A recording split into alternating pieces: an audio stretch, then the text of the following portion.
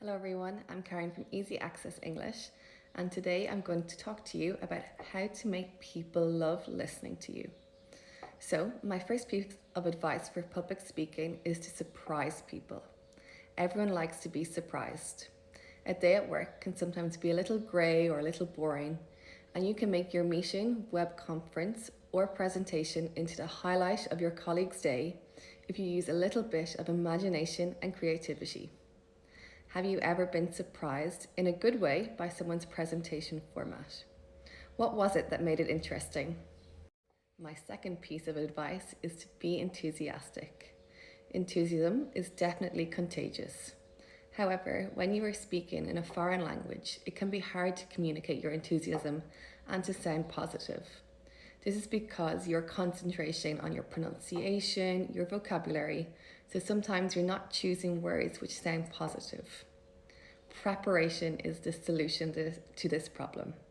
Make sure that when you prepare for a presentation or for a meeting, that you use positive adjectives and expressions. Some examples could be brilliantly, efficient, I am confident that, I am positive that, I must emphasize that. Yes, indeed, that's exactly what we need. My next piece of advice is to make people identify with what you're saying. Empathy is the key to persuasion. If people can relate to what you're saying and find a connection in some way, then they are more likely to understand and to agree. Therefore, it's important to use concrete examples and comparisons when you're discussing an issue or presenting the data. We often use figurative speech to make people empathize more with what we are saying and to paint a picture with images to illustrate a point. This technique is often used in literature, but it can also be very effective in business presentations to bring your ideas to life and to inspire those who are listening. You can choose between a metaphor to compare very different things. This prevents you from using words such as like, compared to, or as. Or you can use a simile to compare two similar things and use expressions like the following. It will be like, it'll be the equivalent of, this will be the moment when, it's comparable to,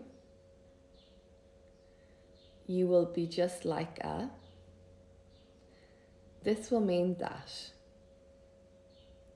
you will be after this. Okay, and my next piece of advice is to tell a great story. So we all love a good story, but what makes a good one? First of all, you will need to set the scene, build the suspense, build the characters, and then give a sequence of events, and finally finish off with a twist at the end. Again, you will need some transition words to clarify the sequence of events. Some examples could be, first of all, initially, soon we will see, next, during all of this, ultimately. Okay, and my final piece of advice is to say it with a smile. Of course, when you sound like you are happy and enjoying yourself, it makes even the most boring of information sound interesting. So don't be afraid to smile during your presentation or in your meeting.